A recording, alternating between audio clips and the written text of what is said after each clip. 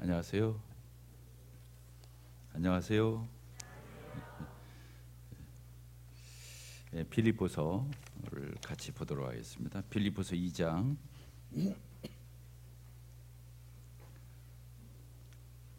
14절부터 18절까지 읽겠습니다. 모든 일을 원망과 시비가 없이 하라. 이는 너희가 흠이 없고 순전하여 어그러지고 거스리는 세대 가운데서 하나님의 흠없는 자녀로 세상에서 그들 가운데 빛들로 나타나며요. 생명의 말씀을 밝혀 나의 다름질이 헛되지 아니하고 수고도 헛되지 아니하므로 그리스도의 날에 내가 자랑할 것이 있게 하려 함이라.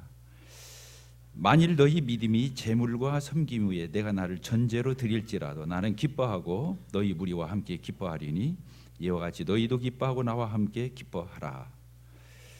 계속 빌립보서에 있는 말씀을 같이 교제하도록 하겠습니다. 여기 14절 말씀이 짧지만 그 빌립보 교회 성도들에게 주님을 섬기는 그 영적 태도에 대해서 말씀하고 있지. 같이 한번 읽어볼까요? 14절 시작. 모든 일을 원망과 시비가 없이 하라. 주님을 섬기는 데 있어서 원망과 시비가 없이 하라고 이렇게 말씀하고 있습니다. 저희들이 일상을 사는 삶의 태도도 마찬가지이고 또 주님의 몸된 교회 이 공동체 안에서 주님을 섬기는 데 있어서도 굉장히 필요한 태도죠. 원망과 시비가 없이 하라. 원망과 시비가 없이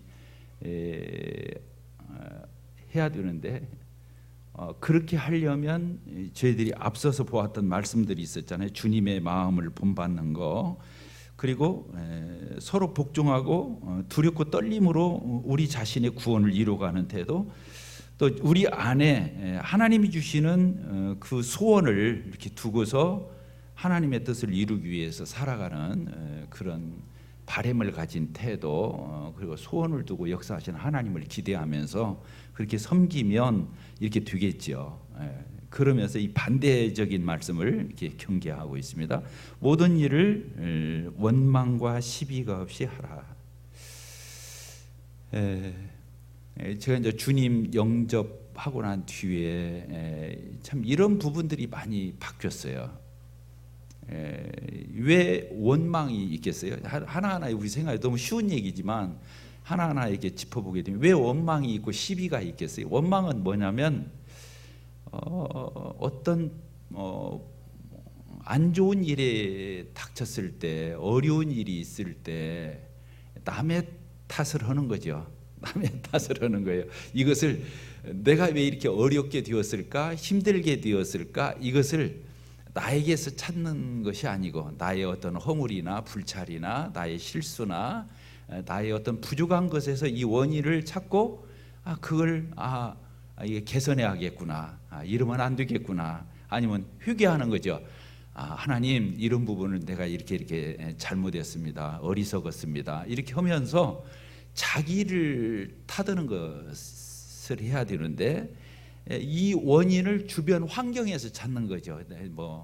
보통 우리가 구원받기 전에도 그렇지만은 운이 없다든가 또 세상에 대해서 그 주변에 있는 모든 것들에 그 잘못된 일에 대해서 그 탓을 돌리는, 그러니까 원망이죠. 원망은 남에 대해서 그 어떤 겁니까?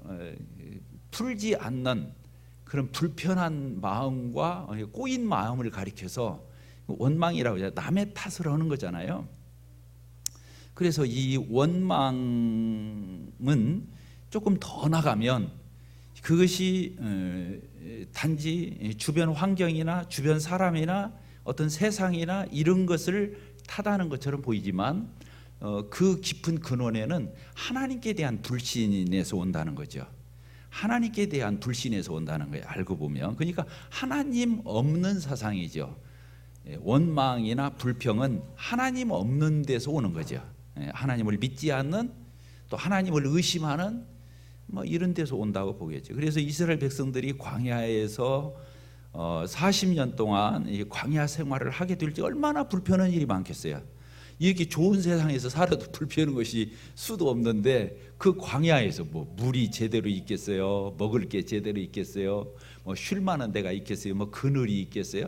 하여간 불편하기라면 한두 끝도 없이 불편한 일만 있는 게 광야의 그 여정이 아니겠습니까? 밤에는 춥죠, 낮에는 뜨겁죠. 뭐 하나 제대로 되어 있는 게 없을 거 아니겠어요. 그러나 사실은 그런 광야로 가게 된 것은 크게 보면 하나님의 인도함이었거든요. 하나님의 경륜 가운데 이스라엘 백성들이 가나안으로 가는 여정 가운데 그 하나님이 그렇게 앞서서 언약궤를 앞세우고 구름 기둥과 불 기둥을 통해서 이스라엘 백성들을 끌고 가시는 거거든요. 그런데 거기에 만만치 않은 여러 환경들이 있게 되는 것을 보게 됩니다. 이스라엘 백성들이 물 없다고 타더고 먹을 것 없다고 왜 타더고 그냥 만나 주니까 만나도 맛없다고 그러고 나중에 고기 밝히고 고기 주니까 또 질린다고 그러고 그래서 한두 끝도 없는 그런 밝히는 태도죠. 만족감이 없고 감사가 없는, 정반대로 말하면 그런 것들이겠죠. 그래서 이스라엘 백성들은 하나님이 하도 원망하고 불평하니까 또 그 인도하는 그 지도력에 대해서도 많은 불평을 했잖아요. 그런 거지. 막 그 모세 오경을 보게 되면 막 그게 수시로 나오지요.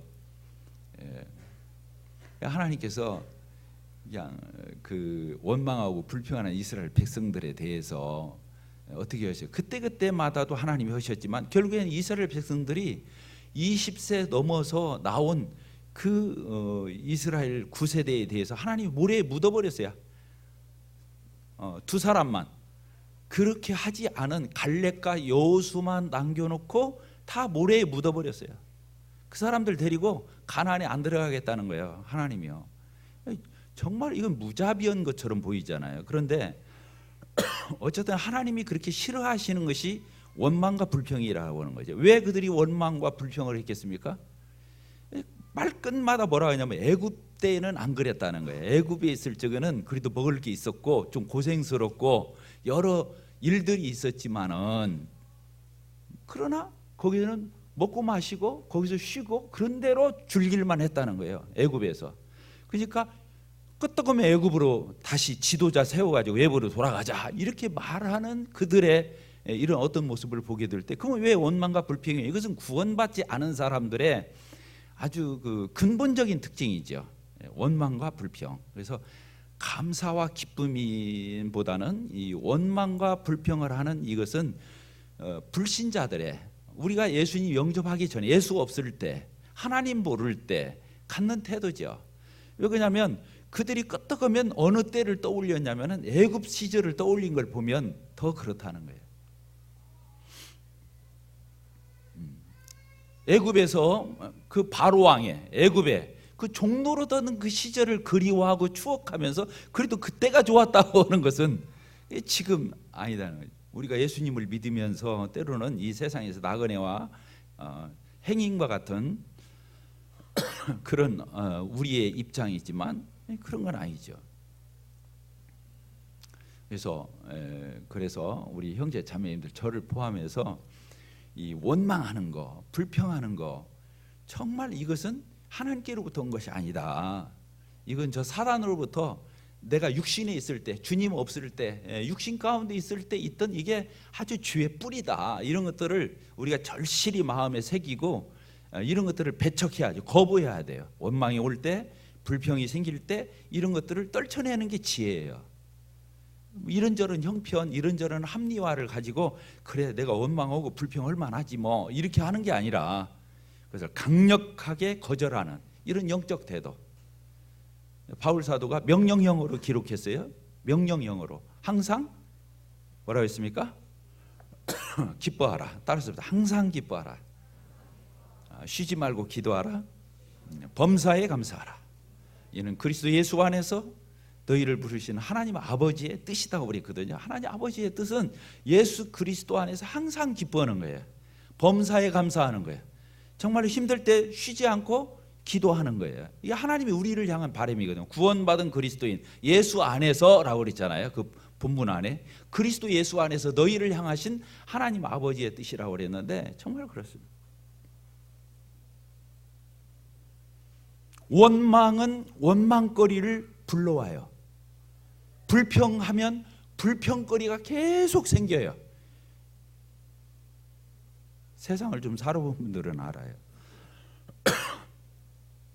어렵다고 말하잖아요. 어려우니까 어렵다고 말하겠죠. 그러나 어렵다고 자꾸 말하면 그 어려운 일이 더 생겨요. 신기한 거예요. 어려워도 좀 힘들어도 불편해도 하나님 앞에 감사하고 하나님 앞에 기뻐하고 하나님 명령이니까 그리스도 예수 안에서 그렇게 하라고니까 우리가 그렇게 살면요. 이게 해석이에요. 신앙은 해석이에요. 따라서 신앙은 해석이다. 해석을 잘하면 되거든요. 해석을 잘하면 돼요. 해석을 잘하면 기뻐할 수 있어요. 해석을 잘하면 감사할 수 있어요. 제가 저의 그 카톡입니까? 그 카톡의 그 화면에 제가 그런 글을 썼죠. 밴드입니까?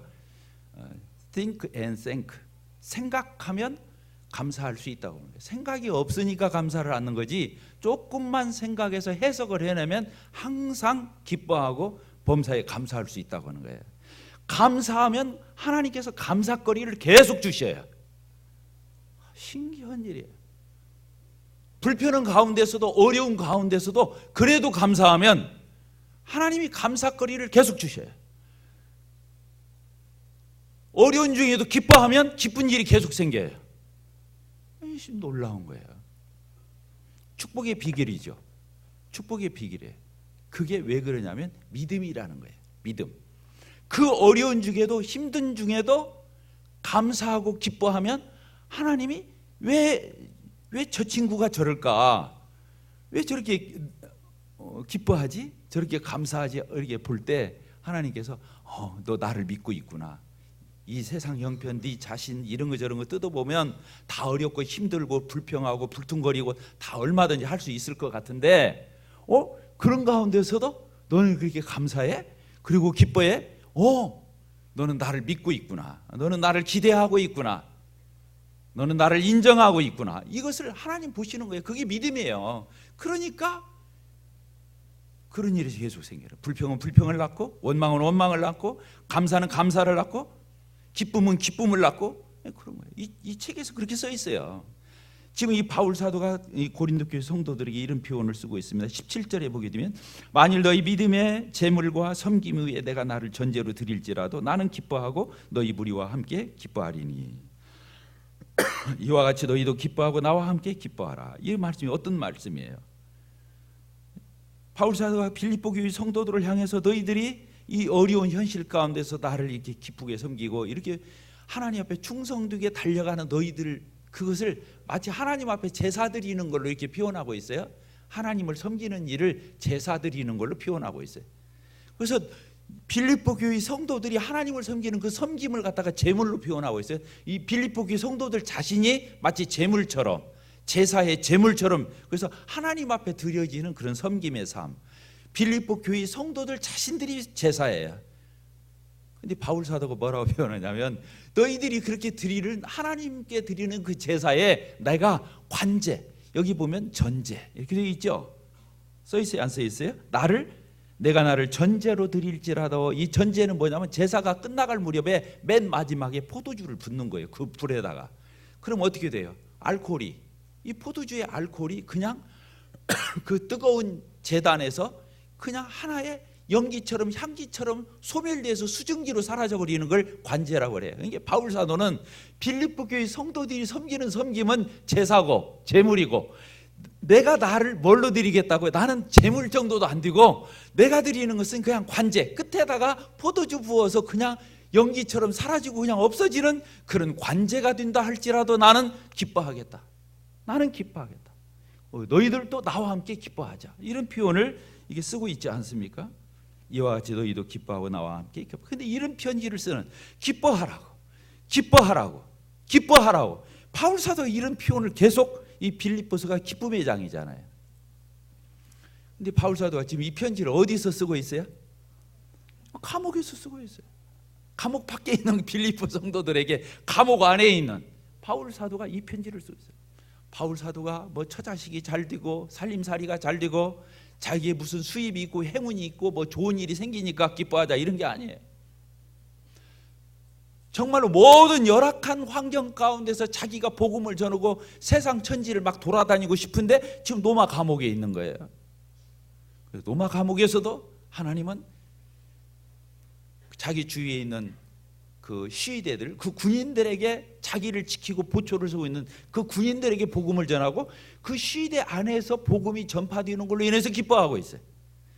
그리고 또 빌립보 교회 성도들이 이러한 바울을 생각하면서 겁없이 하나님 말씀을 전하고 헌신하고 봉사하고 이런 어려운 가운데서 하나님 앞에 달려나가는 빌립보 교회 성도들을 보면서 정말로 너희들 그런 어려운 중에도 핍박 중에도 주님을 섬기는 너희들은 그런 일로 인해서 기뻐해라. 너희들 그게 얼마나 큰 기쁨이냐. 기뻐해라. 나도 여기서 기뻐하고 있다. 나와 함께 너희들 같이 기뻐하자. 이런 거거든요. 다시 보겠습니다. 17절. 만일 너희 믿음의 재물과 섬김 후에 내가 나를 전제로 드릴지라도 나는 기뻐하고 너희 무리와 함께 기뻐하리. 이와 같이 너희도 기뻐하고 나와 함께 기뻐하라. 이런 표현. 차원이 다르죠? 보세요. 해석이잖아요. 해석이. 나는 우리 온골 송천교회 형제 자매님들의 삶이 정말로 잘 됐으면 좋겠어요. 정말로 축복됐으면 좋겠어요. 돈도 많이 벌었으면 좋겠어요. 특히 운전하시는 형제님들 안전사고 안 나고 일이 딱딱 맞아가고 일거리에 탁탁 채워져 가지고 그 위험한 직업을 가지고 이렇게 돌아다니면서 사업하고 그러는데 정말로 안전하고 또 그렇게 일거리가 딱딱 때에 맞게 주어져 갖고 땀 흘린 거 이상으로 수입을 주님이 허락하셔서 좀 더 풍족하게 더 안전하게 여유 있게 그런 삶을 살고 또 그런 직업도 그렇게 운영하고 또 나중에 주님이 여유를 주시면 내가 주님을 원 없이 섬기리라고 하는 이런 일들이 다 잘 됐으면 좋겠어요. 형제 자매들의 삶이 하나하나 다 그렇게 풀렸으면 좋겠어요. 하나님 풀려주시라고 믿어요. 맨날 기도해요. 그러나 꼭 그렇게 잘 돼야만 기도하는 게 아니에요. 축복받으려면 어떻게 한다고요? 어떻게 하면 된다고요? 감사하면 돼요. 따라서 감사하자, 기뻐하자, 기도하자. 축복받기 천하 쉬워요. 여기 어려운 게 하나도 없어요. 다 내가 하면 되는 일이에요. 그래서 여기 원망과 시비가 없이 하라 이런 표현 구원받은 이후에요. 참 이런 게 여기 시비란 말도 또 나오거든요. 시비가 뭐냐면 옳고 그름을 꼭 따져서 그것을 해명을 해야 직성이 풀리는 이런 것이 시비잖아요. 시시비비 그런 뜻이잖아요.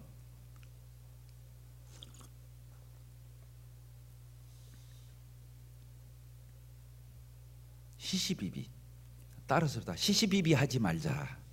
원망도 하지 않아야 되고 시시비비. 원망하는 사람은 따지게 되어 있어요. 누구 탓이냐. 아까 남의 탓을 하려면 그냥 하겠어요? 이것은 누가 잘못이고 이건 뭐가 잘못되고 이걸 다 따져서 가르마를 타려고 하는 그래야 마음이 속이 시원하고 직성이 풀리는 어떤 그런 태도들이거든요. 그러면 시비만 하면 뭐가 생겨서 결국에 시비 거는 거예요. 그리고는 뭐예요? 싸움하는 거예요. 그리고 어떻게 되는 거예요? 서로 다치는 거예요. 상처 나는 거예요. 다른 거 아무것도 없어요. 시비한다고 하는 게 굉장히 이게 악습이에요. 이게 주님 밖에 주님으로 말미암은 게 아니에요. 주님으로 말미암은. 그래서 어느 지역 교회에 까다로운 형제님들 한두 명만 있으면 그 교회는 안 돌아가 버려요. 난 그런 걸 너무 많이 봤어요. 근데 그분은 무엇 때문에 그렇게 하냐면 진리라는 이름으로 그렇게 해요. 진리라는 이름으로.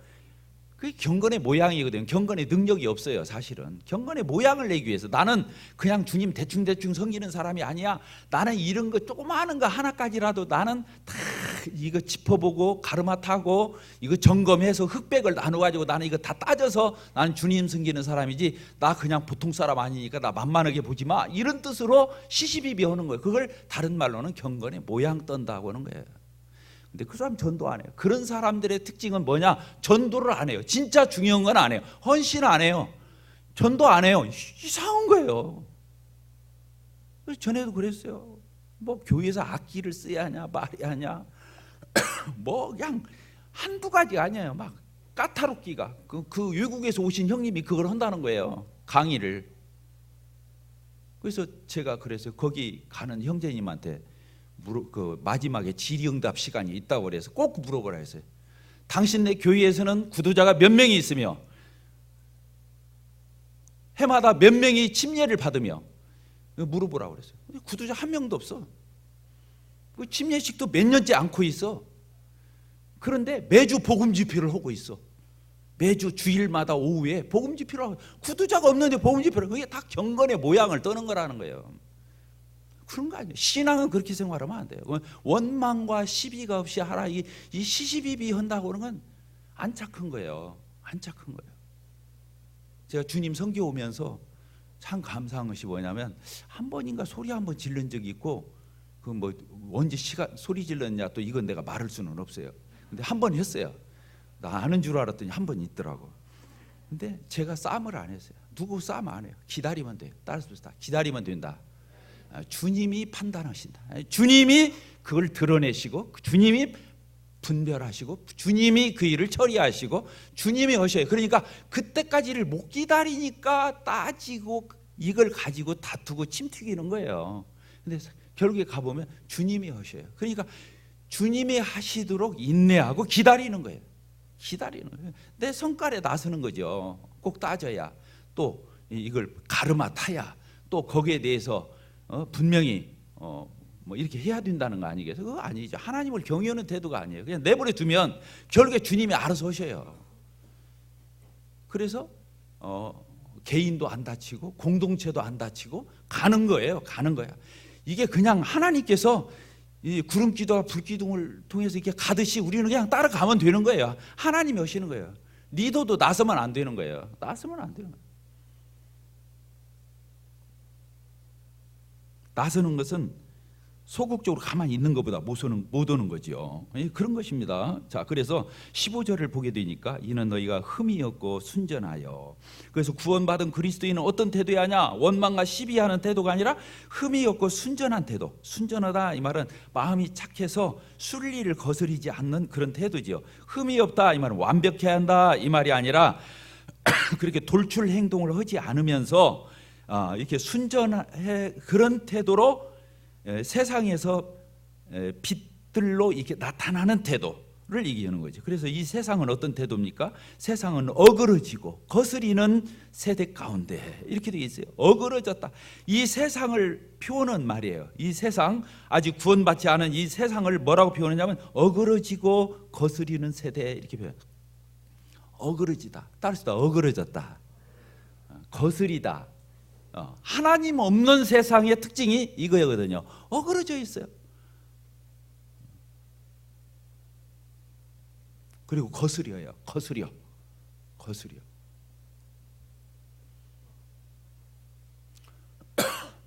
어떤 교회에 주일학교가 없다고 써 있더라고. 근데 긍정적으로 써 있더라고. 타이틀이 어느 지역 교회가 주일학교가 없어. 근데 굉장히 좋은 평가로 타이틀이 써 있길래 자세히 봤더니 어떤 목사님이 목회를 하는데 자기는 싱글들만을 위한 목회를 하는 거예요. 요새 싱글들 많잖아요. 그래서 싱글이 교회를 다니기가 거꾸로지는 시대가 되어간다네. 그래갖고 싱글들만을 위해서 자기는 목회를 한대요. 웃으시는 분 몇 분 계시네.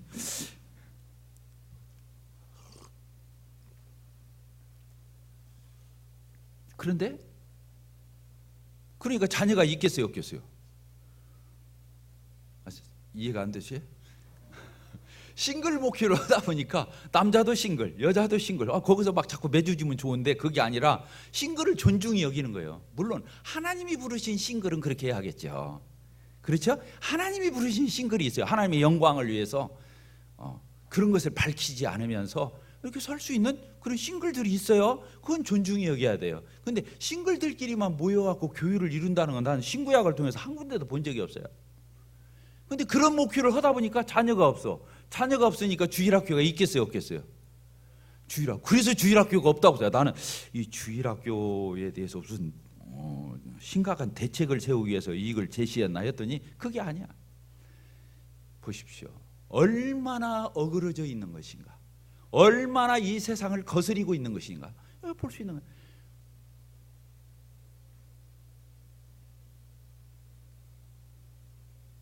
정말 그렇습니다. 이번에도 그 장관들 후보들 이렇게 청문회가 아니라 그걸 뭐라고 하죠? 청문회 맞나요? 이거 검증하는 거 있잖아요. 검증이에요. 그 사람들이 죄인이 아니거든요. 그러니까 증인이 아니에요. 그냥 지금 이 깜이 되나 이거 보려고 검증을 하는 거지, 그 사람을 지금 취조해가지고 그 사람을 갖다 막 공격하고 그러려는 자리가 아니거든요. 검증하는 자리지. 잘한 거 있으면 잘한다고 그러고 못하는 거 있으면 못한다고 그러고 이렇게 해서 국민들의 어떤 알 권리를 충족해 주려고 하는 어떤 그런 시도인 건데, 거기서 살아남을 사람이 하나도 없거든. 왜 그거 나오는가를 난 모르겠대. 사돈네 팔촌까지 그냥 다 이걸 드러내서 하는데 정말로 세상은 악하고 봐주는 게 없구나. 그래서 사랑은 뭐라고 그랬어요? 허다한 허물을 덮는다. 그게 대조가 좀 되더라고요. 이 세상이 근데 그런 것들을 너무 양심의 가책 없이 다른 사람의 흉어물을, 다른 사람의 약점을, 다른 사람의 잘못을 그냥 못 드러내서 하냐. 막 뒤집어 까서 막 그걸 막, 그리고 요새 유명한 게 뭐예요? 가짜 뉴스잖아요. 가짜. 없는 일도 만들어서 막 퍼치고 나면 나중에 가서 이제 재판을 해보면 아무 무죄야. 근데 그동안에 당한 그 수모와 부끄러움과 그 피해와 그 파괴적인 것들은 뭘로 보상할 거예요? 지금 이런 시대에 우리가 살고 있어요. 근데 구원받은 그리스도인은요, 이렇게 사는 게 아니라는 거잖아요. 아까 주님의 마음을 가지고 두렵고 떨리는 마음으로, 그리고 내 안에 정말로 하나님 앞에 선한 소원을 두고 그런 비전을 가지고 그렇게 하나님 앞에서 매일매일 묵묵히 살아내는 그런 삶을 살고, 또 여기 보니까 우리 그리스도인들은 흠이 없고 순전해서 정말 세상의 빛들로 나타내는 그런 삶을 살도록 16절에 보게 되니까 생명의 말씀을 밝혀 나의 다름질이 헛되지 아니고 수고도 헛되지 아니하므로 그리스도에 내가 자랑할 것이 있게 하려 함이라. 이 16절에 그렇게 써 있지 않습니까? 생명의 말씀을 밝혀 내가 하나님 말씀을 증거하는 삶, 드러내는 삶, 가르치는 사람, 전파하는 삶, 이런 걸 얘기해요. 그러나 이것은 단지 말씀만 잘 전하는 걸 얘기하는 게 아니죠. 삶을, 인격을 얘기하는 거죠. 우리가 가는 직장에서, 학교에서, 사업터에서, 가정에서, 있는 곳곳에서 이렇게 하는 거죠. 생명의 말씀을 밝혀.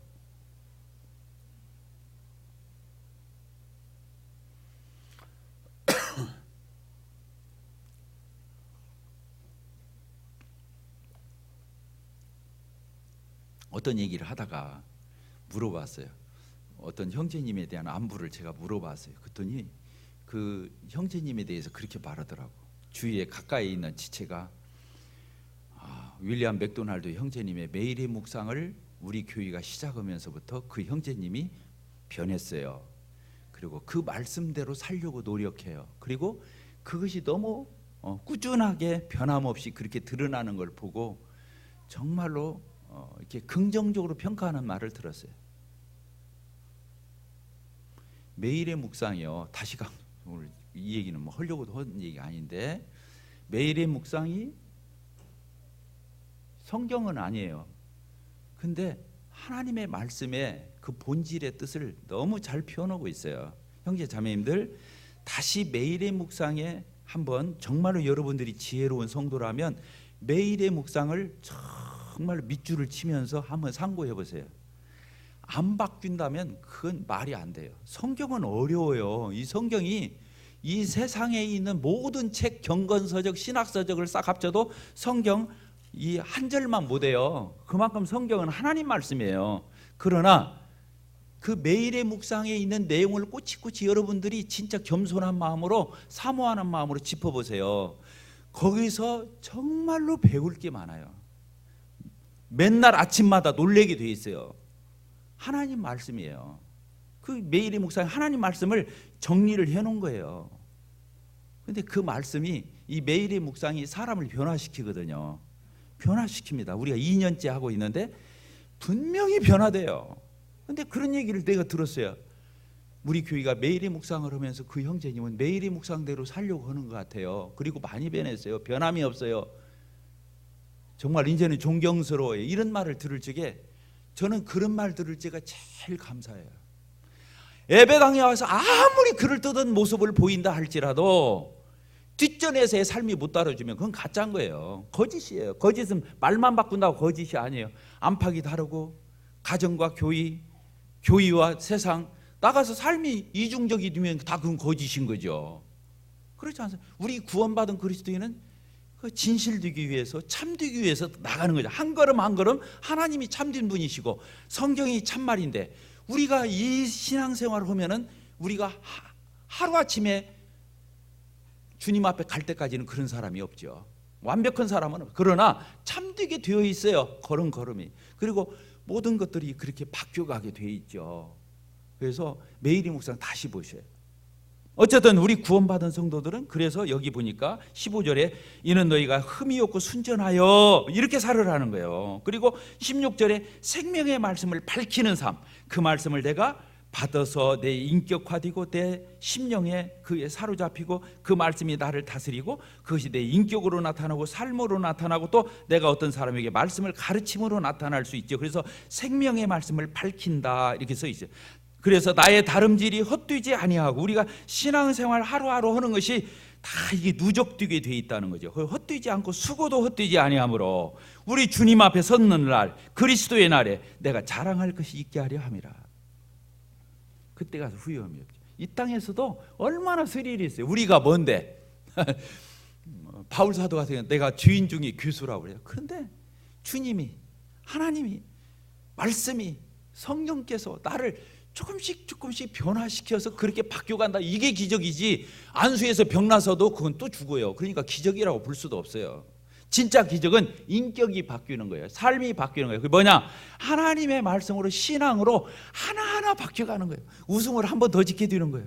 감사를 한 번 더 하게 되는 거예요. 사람들에게 더 친절하게 되는 거예요. 사람을 배려할 줄 아는 거예요. 내 이기적이지 않고 다른 사람에 대한 지향성을 갖게 되는 거예요. 또 하나님 앞에서 더 진실하게 되고 참되게 되고, 사람 의식하지 않고 하나님 앞에서 사는 연습하는 거, 이게 얼마나 놀라운 변화자냐고요. 이건 드러나는 게 아니에요. 그런데 이게 기적이라고요. 신앙은 이런 것들이 기적이라고요. 참 놀랐어요. 빌립보서 오늘 이 말씀을 통해서 저희들이 개인적으로나 교회의 공동체적으로나 참 이런 아름다운 모습으로 저희들이 신앙을 단장해가고, 내 개인도 주님 앞에서 진일보해가는, 한 걸음 한 걸음 달라져가는, 우리 교회도 그렇게 바꿔가고 성숙해가고, 하나님 앞에서 그런 아름다운, 하나님 보시기에 그래, 하나님 우리 더 잘 알아요. 우리 체질을 알기 때문에 우리가 부족해도 연약해도 허물이 많아도 우리가 달라져 가면 우리는 하나님이 인정하실 거예요. 기뻐하실 거예요. 그리고 더 이끌어 주실 거예요. 기도하고 마치겠습니다. 아버지 하나님, 오늘도 하나님의 말씀은 참 저희들의 발의 등이요 길의 빛이라고 하였사온데, 진실로 그러하옴을 고백을 드리며, 또 하나님의 말씀은 하나님의 자녀들로 하여금 참 바르게 양육해서 하나님 닮은 그런 온전의 자녀의 삶으로 이끌어 주신다고 하는 말씀을 저희들이 기억하게 됩니다. 저희들 부족하고 연약합니다.